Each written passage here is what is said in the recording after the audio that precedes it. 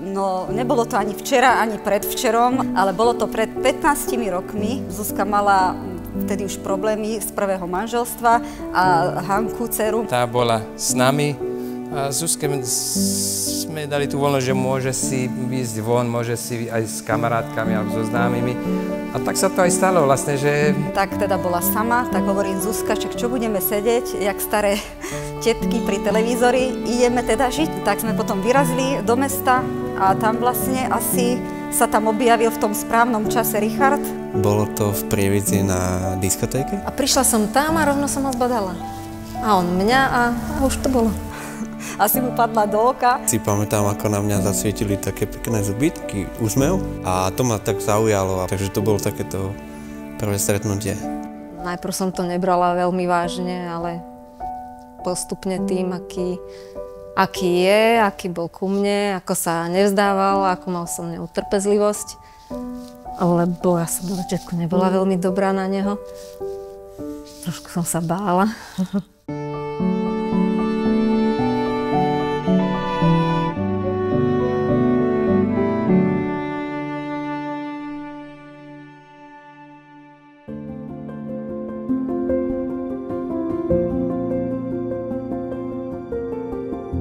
Ja som sa s nimi zoznámil, keď už Hanka mala 10 mesiacov. Vieš, on prišiel do života Zuzky a Hanky, keď Hanka mala rok. A to bol mladý chalan, vieš, okamžite sa zhostil takej úlohy, že on bol, aspoň z môjho pohľadu, vieš, jak som to videla ja, že bol o tatino hneď. A to je veľmi, veľmi pekné, že to sa nestane vždy, že žena si nájde s dieťaťom muža, ktorý potom je milujúci pre všetky. Ríša vnímam, aj keď je môj vlastný otec, ako vlastného, lebo ma vychoval od malička. Prebaloval ma všetko, staral sa o mňa a bol som ho vždy. Vzťah máme veľmi dobrý, pomôžeme vždy, keď potrebujem a vie mi veľmi dobre poradiť. Zo začiatku to bolo ťažké, musím povedať aj tak, že nedôvera z jej strany rodiny bola veľmi citeľná na tú moju osobu, tým, že som bol mladší. Brali sme ho veľmi mladého, dokonca nezodpovedného, ale po čase, keď sme sa stretávali, ten chlapec nás presvedčil o všetkom, čo mal, jaké sny, pomaličky si to splňal, je veľmi citlivý, myslím, že lepšieho zatiaľ si neviem ani predstaviť. A máme ho radi, získal si skrátka všetkých, celú rodinu. A dneska sa z neho stal líder tej rodiny, ale on je milujúci, láskavý, všetko by pre nich urobil. A to je strašne pekné.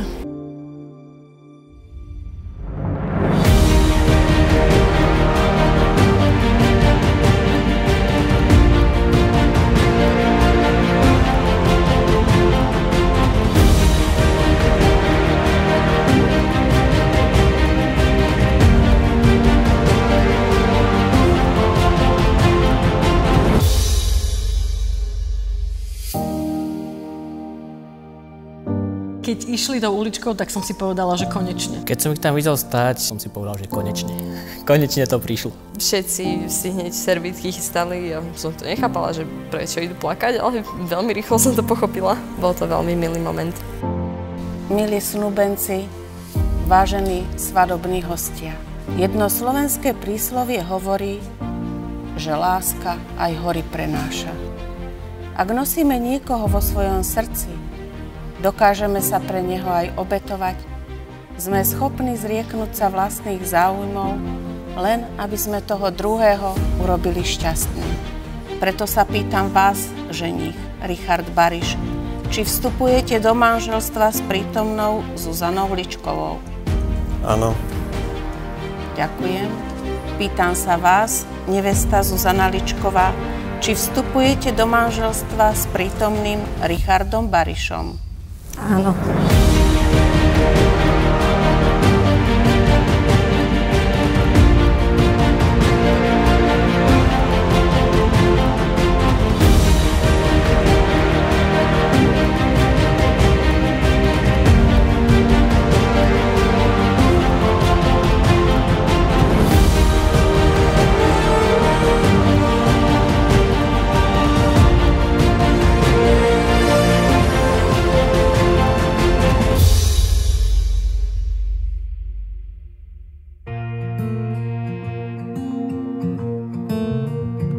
Milá Zuzka, milý Richard, život manželský je ako príprava sviatočného obeda, ktorý pripravujú dvaja. Na správne dochutenie manželského života je potrebné použiť lásku, skromnosť, cit a porozumenie.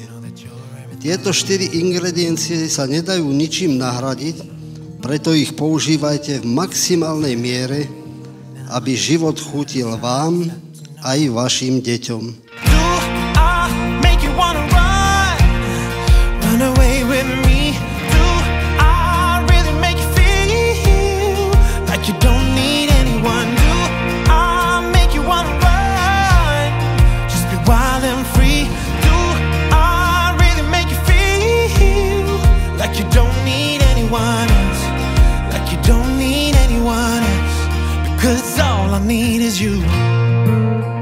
Každému by sa určite zišli v živote odporúčania a rady, ale asi na to nie je žiadny návod, lebo život je rôznorodý, ale asi nejaká tá dôvera a tá láska stále, aby sa utužovala dôvera medzi tými partnermi a hlavne, aby tam bolo stále také, že si stále musia povedať tú pravdu a keď sú aj nejaké problémy, tak si ich na rovinu povedať, aby boli aj vždy najlepší priatelia a aj manželia, milenci, všetko.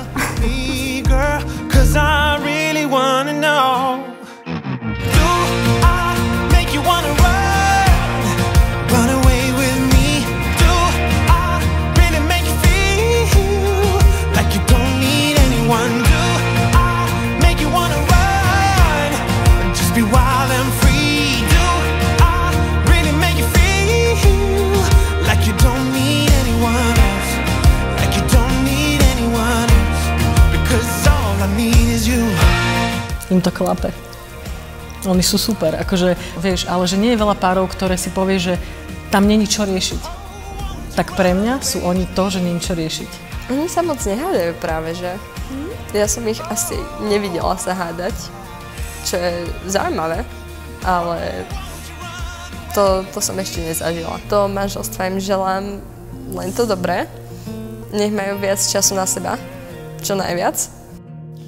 Zuzka a Ríško, želám vám, aby vo vašom vzťahu vždy panovala láska, vzájomná dôvera, úprimnosť a úcta.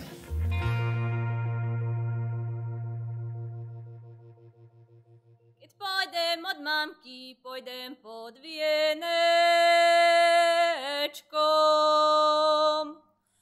Bude mamka plakať, hľadiac okienečkom.